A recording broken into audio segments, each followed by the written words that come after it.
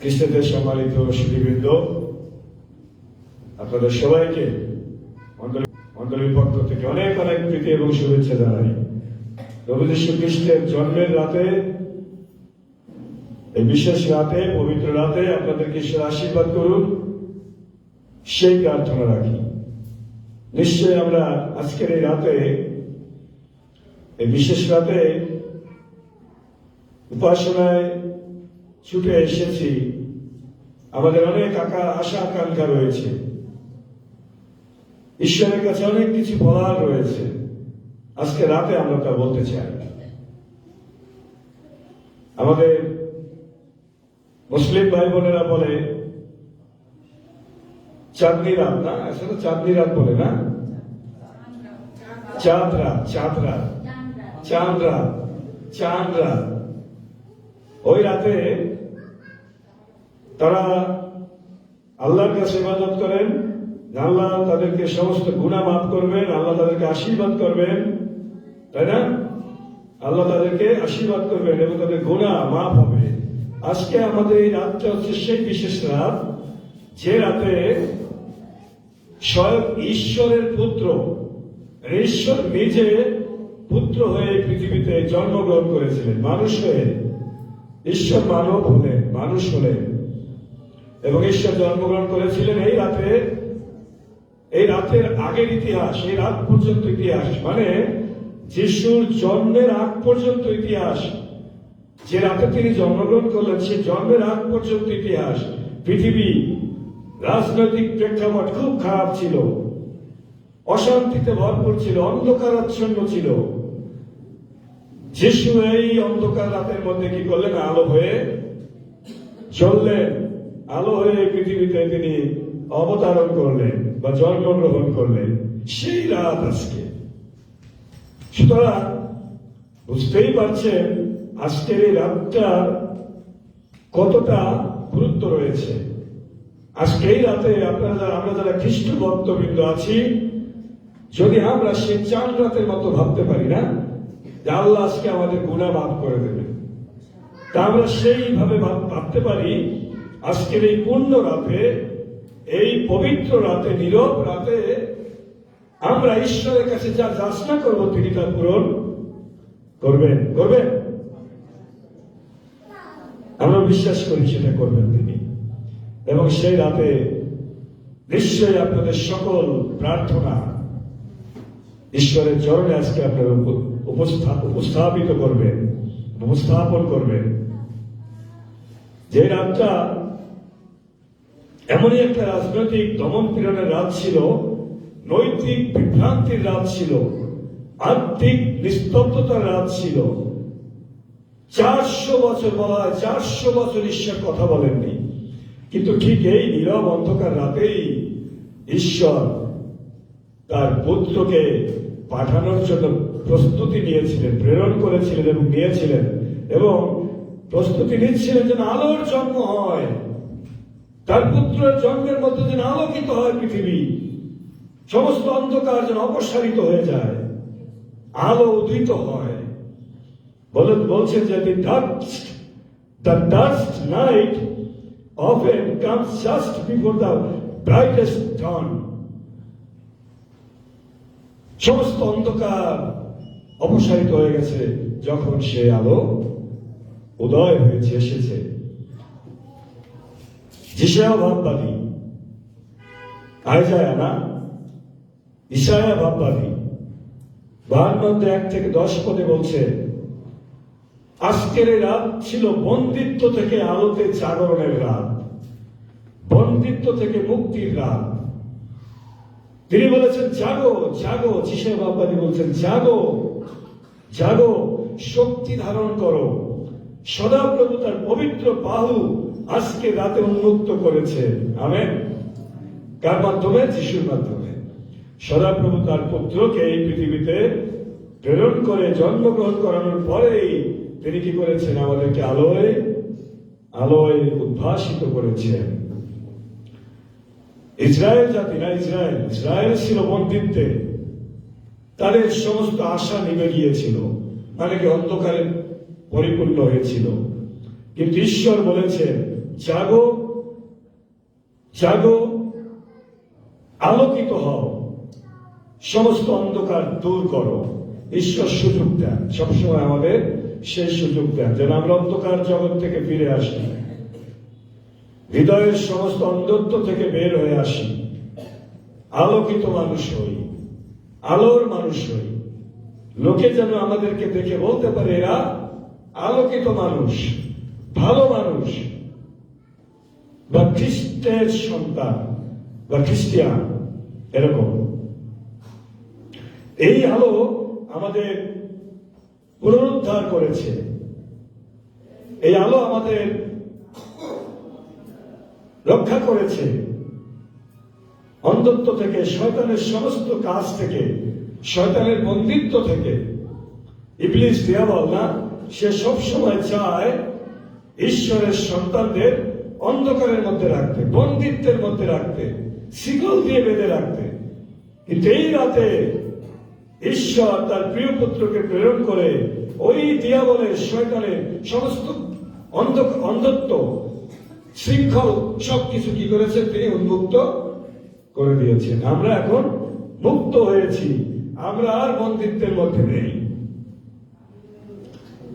খ্রিস্টতে প্রিয়জন, আজকে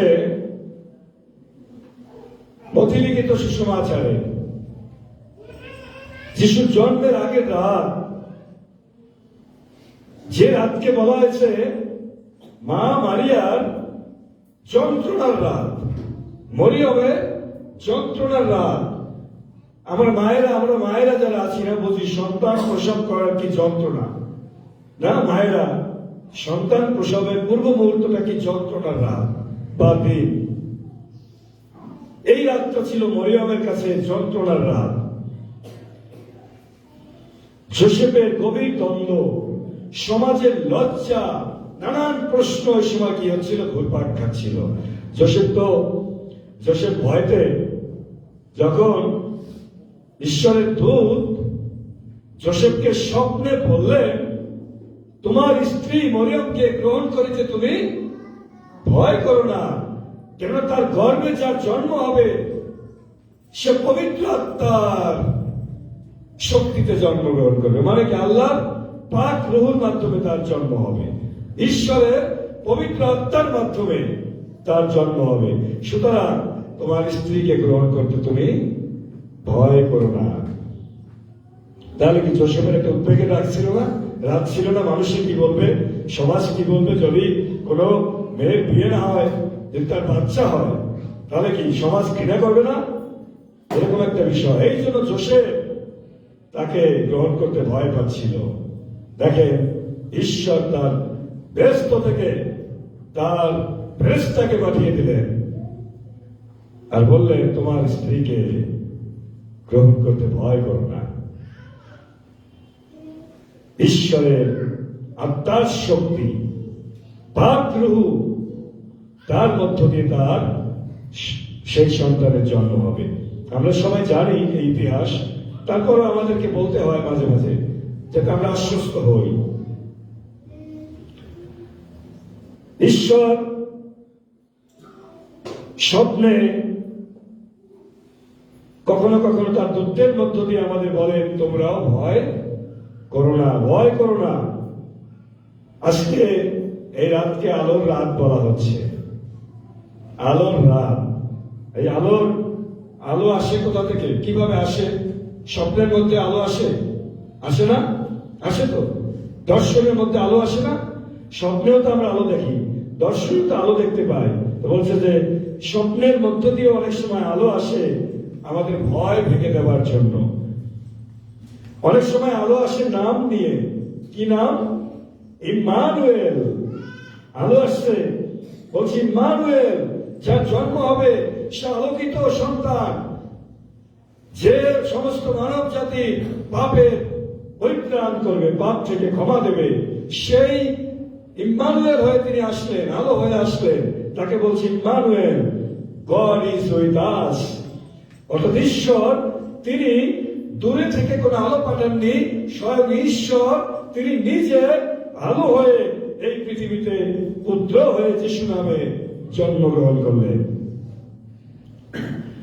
খ্রিস্টে প্রিয়জন, বড়দিনের এই পূর্ব রাত, অপেক্ষার আধ্যাত্মিকতা, এই রাত আমাদের শেখায় বিশ্বাস যার অর্থ সব বুঝে যাওয়া নয়। বিশ্বাস করলাম তার মানে আমি সব বুঝে দিয়েছি না, আমি নামে খ্রিস্টিয়ান না, আমার ব্যাস আছে, পোশাক আছে, নামে আমি খ্রিস্টিয়ান, এটাই সব কিছু না। বিশ্বাস করলেই আমি খ্রিস্টিয়ান হয়ে গেলাম না। বিশ্বাস মানে অন্ধকারের মধ্যে দাঁড়িয়ে আলো প্রকাশ করা। মরিয়ম জানতেন না ভবিষ্যৎ কেমন হবে, সমাজ তাকে কি বলবে, কিন্তু তিনি বলেছিলেন, let it we be to me according to your word. তোমার বাক্যানুসারে আমার প্রতিটা ঘটুক। যখন সেই এঞ্জেল দূত তাকে দর্শন দিলেন, বললেন ঈশ্বরের বাক্য অনুযায়ী আমার জীবনে ঘটুক। আজও কোন দেশে মেয়েরা কুমারী থাকে, দেশ না, তারা মনে করে যে মুক্তিদাতা তাদের মধ্যে জন্মগ্রহণ করবেন, কিন্তু তিনি যে এসে গেছেন এই বিশ্বাস তাদেরকে একদিন করতে হবে। খ্রিস্টানদের সম্মানিত প্রিয়জনেরা, বর্তমান পৃথিবীর প্রেক্ষাপটে বাস্তবতায় যদি আমরা ভাবি, আজ আমাদের পৃথিবী বা সারা বিশ্ব যুদ্ধ বিগ্রহ, সহিংসতা ও বৈষম্যে ভরা। এটা তো বিশ্বের কথা বললাম, সারা বিশ্বে শান্তি নাই, যুদ্ধ বিগ্রহ লেগে আছে, অশান্তি। বাংলাদেশের অবস্থা কি আপনারা তো জানেন। রাস্তায় গেলে মানুষে বলে কোন ডিসিপ্লিন নাই, যে যার মতো অটো রিক্সা, যে যার মতো মোটর সাইকেল, যে যার মতো যেখানে পারতেছে সেখান দিয়ে যাচ্ছে, কোন ডিসিপ্লিন নাই, শৃঙ্খলা নাই। রাস্তায় এখন আগে বলতো যে হুন্ডা হচ্ছে রাস্তার রাজা, আর এখন বলে অটো রিক্সা রাস্তার রাজা। একদিন আমি আসছি, এই তো মিরপুর থানার পিছনে আমাদের এই গলিতে আমি আসতেছি, সকালে গির্জা করে আমার এই ঘরে একটা পালকীয় ব্যাগ আছে, অটো রিক্সা এমন ভাবে এসে আমার ব্যাগের এসে হাতলের মধ্য দিয়ে ঢুকাইতেছে, ব্যাগটা পুরো ছিঁড়ে গেছে, পুরো একদম হাতল সব খুলে গেছে। ও মা, ও ছিঁড়ে নিয়ে আমার টেনে নিয়ে যাচ্ছে, ও তো দাঁড়াচ্ছে না। আমি হা করে তাকাই আছি, ওই অটো রিক্সাওয়ালা দাঁড়িয়ে বলবে ভাই সরি, আমার ভুল হয়ে গেছে। ও মা, কে কার সরি বলে? বরঞ্চ আমি ওর দিকে আহম্মুখের মতো তাকাই আছি, কি করলো? ও তো পিছনে ফিরলই না, ডাকলাম ফিরলই না, সরি তো দূরের কথা। এই হচ্ছে অবস্থা বর্তমান বিশ্বের, না? বাস্তবতায় আমাদের ভাবতে হয়, এরকম ঘটনা ঘটে। জানেন, আমি দুঃখের কারণে, মানে কষ্টের কারণে ওই ব্যাগটা 3 মাস ঠিক করি নেই, ওইভাবে হাতল ছাড়াই ঘরে ফেলে রাখছি। এই গত 1 মাস হয়েছে, মানে আবার সেটাকে ব্যাগটাকে আমি মানে ছাড়তে পারি না, বালকের ব্যাগ তো মায়া লাগে, আবার ঠিক করে আনছি। যাই হোক, এরকম না আমাদের পৃথিবী, আমাদের বর্তমান বিশ্ব যে অশান্তির মধ্যে আছে। তারপরে আমাদের পরিবারের কথা বলি না, আমাদের নিজস্ব পরিবারে অনেক সময় দেখা যায় পরিবারে ভাঙন সৃষ্টি হয়, পরিবারে অশান্তি সৃষ্টি হয়। আমাদের যুব সমাজ ধ্বংস হয়ে যাচ্ছে, যুব সমাজ ধ্বংস হয়ে যাচ্ছে। কোথাও আলো নাই, আলো নেই। তাই আজকে আলোর খোঁজে মানুষ সন্দেহ হয়ে ঘুরছে। আলোকিত পৃথিবী চাই, আলোকিত বিশ্ব দেখতে চাই। এই বাস্তবতায় বড়দিনের এই পূর্ব রাত, প্রভু যীশু খ্রিস্টের এই পূর্ণ রাতে আমাদের কি আশা রয়েছে, কি প্রত্যাশা রয়েছে? তিনি আমাদের আশা দিয়েছেন, তিনি এই সমস্ত অন্ধকারকে ধ্বংস করেছেন। তার পুত্র আজকের এই রাতে তিনি জন্মগ্রহণ করেছেন আলো হয়ে। সুতরাং আমরা যারা তার সন্তান, আমাদেরকে আলোকিত মানুষ হতে হবে, আলো হয়ে পৃথিবীতে চলতে হবে। যেভাবে আলো সেই চাপ পাত্রে জন্ম নিয়েছিল, আলোকিত করেছিল চাপ পাত্রকে, গোয়াল ঘরে, রাজপ্রাসাদে নয়, এবং অস্থির পরিবেশে না, অস্থির পরিবেশে মানব ত্রাতা, যিনি বিশ্ব ব্রহ্মাণ্ডের রাজা, তিনি কোথায় জন্মগ্রহণ করলেন? চাপ পাত্রে, গোশালা ঘরে। তার মধ্য দিয়ে তিনি প্রমাণ করলেন, আমি এই সমস্ত সমাজে অবহেলিত মানুষদের জন্য, দুস্থ, পীড়িত, অবহেলিত লোকদের জন্য পৃথিবীতে এসেছি। তিনি প্রমাণ করলেন তিনি আমাদের সঙ্গে মিশে গেছেন, তিনি ঊর্ধ্বের ঈশ্বর। তারপরে তিনি আমাদের এই পৃথিবীতে আমাদের সঙ্গে তিনি বাস করলেন। ঈশ্বর আজও তিনি আমাদের ভাঙা পরিবারে জোড়া লাগাতে চান, আজও তিনি আমাদের আলোকিত মানুষ করতে চান, আজও তিনি চান যেন সমস্ত বিশ্বে সমগ্র মানব জাতি মুক্তি পায়, আলো দেখতে পায়, মানব জাতি যেন পরিত্রাণ পায়। তিনি শুধু খ্রিস্টানদের জন্য আসেননি, এই পৃথিবীর সমগ্র মানব জাতির জন্য তিনি এসেছেন। সমগ্র মানব জাতি যেন মুক্তি পায়, পাপের ক্ষমা পায়, উদ্ধার পায়। খ্রিস্টানদের সম্মানিত প্রিয়জন, আসুন এই রাতকে আমরা স্মরণীয় করে রাখি, ঈশ্বরের মহা আশীর্বাদ লাভ করি। এই আলোর উপাসনায় আজকে আমরা ঘোষণা করি, অন্ধকার যেন জীবন থেকে শেষ করতে পারি। কারণ ঈশ্বর নীরব ঈশ্বর নন, তিনি আছেন, তিনি আলো হয়ে জ্বলছেন, তিনি আলো হয়ে আসছেন। যেমন যিশয়া ভাববাদী বলেছিলেন, সদাপ্রভু তার বাহু প্রকাশ করেছেন, পৃথিবীর সব প্রান্ত ঈশ্বরের পরিত্রাণ দেখবে। বড়দিনের এই পূর্ব রাত আজকে আমাদের বলছে, আলো জন্ম নিয়েছে অন্ধকারে, কিন্তু অন্ধকার কখনো আলোকে পরাজিত করতে পারে না, কিন্তু আলোই অন্ধকারকে পরাজিত করেছে। আজ আমরা মোমবাতি জ্বালাই, শুধু হাতে না, হৃদয়ে, আমাদের হৃদয়ে মোমবাতি জ্বালাই, পরিবারে মোমবাতি জ্বালাই, আমাদের সমাজে, আমাদের দেশে, এই রাষ্ট্রে, বিশ্বে মোমবাতি আলো জ্বালাই।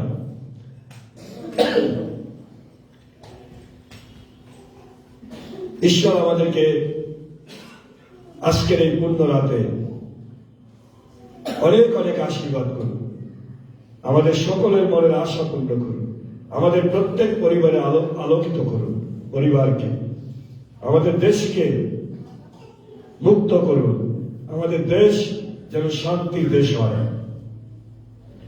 আগামীতে যেন শান্তিপূর্ণ ভাবে এই দেশ পরিচালিত হয়। যারাই সরকারে আসবে যেন শান্তিপূর্ণ ভাবে দেশ পরিচালনা করে, আমরা সেই প্রার্থনা করব। আজকের এই রাতে বিশেষ ভাবে আমাদের দেশ ও জাতির জন্য প্রার্থনা করব, দেশ ও জাতি যেন মুক্তি পায়, দেশ যেন রক্ষা পায়, এই দেশে জাতি, ধর্ম, বর্ণ নির্বিশেষে সবাই যেন শান্তিতে বাস করতে পারে। ঈশ্বর আমাদের প্রত্যেককে আশীর্বাদ করুন, পিতা ও পুত্র ও পবিত্র আত্মার নামে। আসলে আমরা দাঁড়িয়ে বিশ্বাসী।